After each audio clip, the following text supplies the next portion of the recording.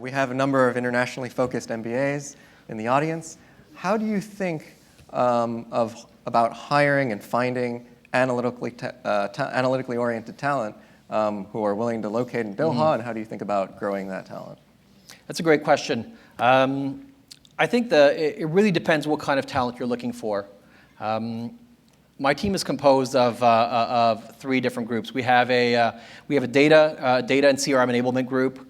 We have a data analytics group. We have a research group, and then of course we have a data science group.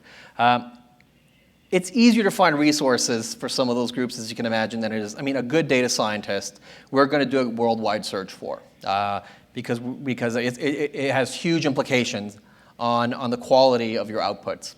But from an analytics perspective, I mean, it's from a consumer analytics perspective, what's key for us is the individual needs to understand the business. I mean, when I'm not saying I need to get somebody that's got 12 years airline experience, but it does buy a lot of credibility. And I can tell you, we've had significant amount of resistance internally when we've had someone with absolutely no airline experience, no functional experience, because ultimately the decision makers that these people are interacting with, which are oftentimes a lot more senior, will discount them. So we try to build a lot of that talent internally and source it internally if possible. And if it's not possible, we typically try to look for that talent in key markets. Of course, 53% of the inhabitants of Doha are of Indian origin, which is a huge pool for our data analysts. So we typically pool from markets like China and India for some of those functions. We do have some American and German talent, but at the same time, there is a trade-off that occurs specifically in those roles where there's a lot of supply around salary expectations. And as you can imagine,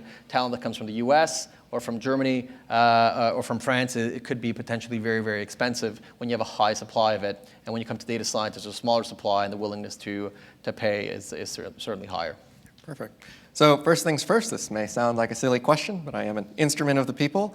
How would you pronounce Qatar in Doha? Oh, boy. And more importantly, how should we pronounce it so that we don't sound silly? You know what? Americans pronounce it better than anyone else. I know it sounds, it's probably the first time that you guys have probably heard this. The way you pronounce it in Arabic is Qatar. I'm probably not doing it justice. But so Qatar, the Brits call Qatar. And the Americans call it Qatar. So I think Qatar is an absolutely accepted way of pronouncing it. Brits pronouncing it their way because they just do whatever they want to do. But if you want to pronounce it right, it's Qatar. It's Qotour in phonetics, I guess. Perfect. That's a great question. Some branding there. The next question is, you're known for flying many different airlines or airplanes. You were the launch customer. I don't fly them. You don't want me to fly them. Launch customer for the A350.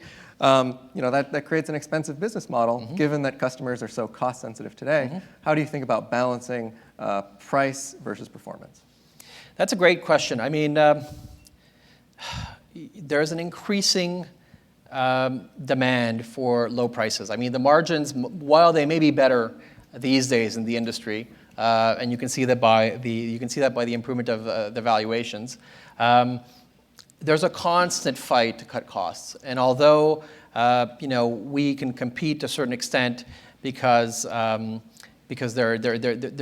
have a lower fuel price, not because we have a lower fuel price, but frankly the taxes on some of our products are just lower, so the inherent cost of running our business can be managed.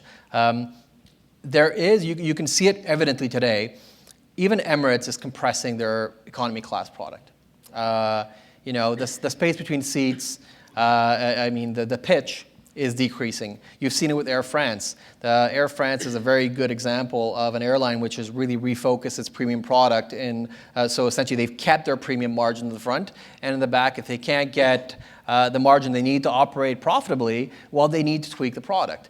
There comes a point where you cannot price below your cost of operating. And unfortunately, people will splurge on a 5-star hotel and a restaurant, but they don't want to really splurge on an airline. We like to think that our experience is worth a premium. If you've seen our in-flight entertainment system, if you've seen the food that we serve on board in economy, if you've seen our pitch, we really do believe that there will be products that customers will be willing to pay a premium for, but there needs to be a reason to pay that premium. I can't, sell you a premium product and then essentially nickel and dime you on, exit rows or, pay-per-view content on the IFE and those kind of things. You can't have it all.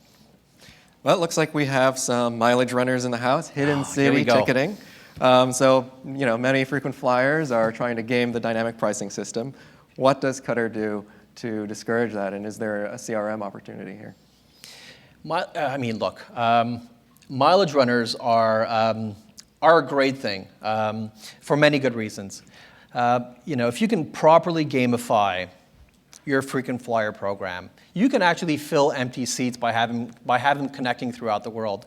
A good example here is, and I'll pull from my previous career at Air Canada, we created a gamified promotion that specifically incentivized customers connecting or flying to specific airports because we knew we actually had seats at those airports. It was called Earn Your Wings.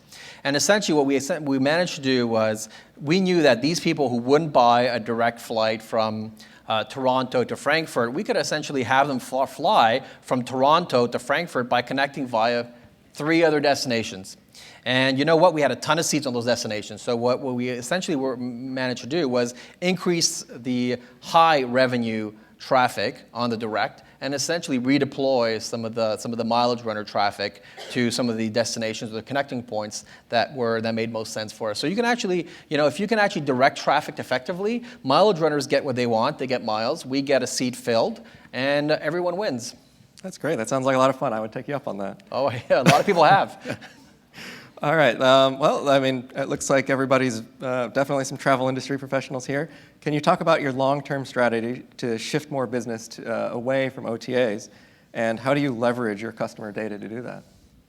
That's a great point. OTAs are, they're key. In our business, it's going to be tough for us to shift a ton of traffic over to Qatar Airways. A lot of markets, frankly, still use travel agencies. We have city ticketing offices in many markets in Asia, which are pretty critical.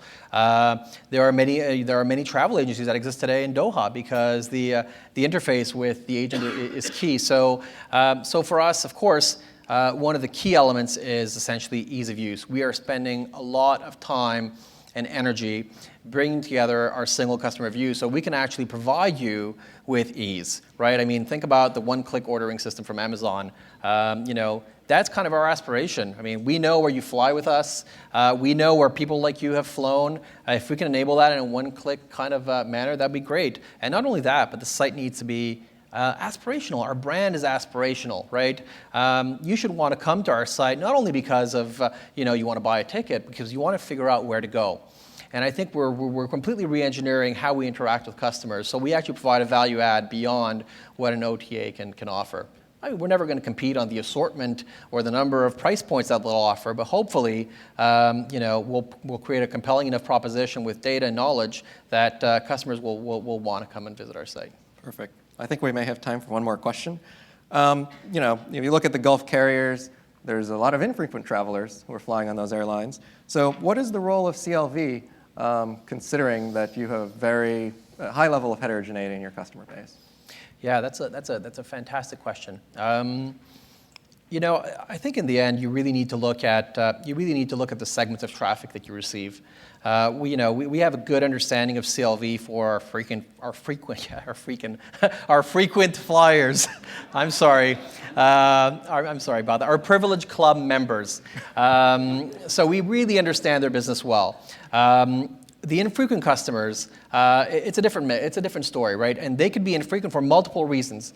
They might be infrequent because they're migrant workers that are transiting once every 3 years and then go back home with the money they've made and essentially never relocate or never fly us again.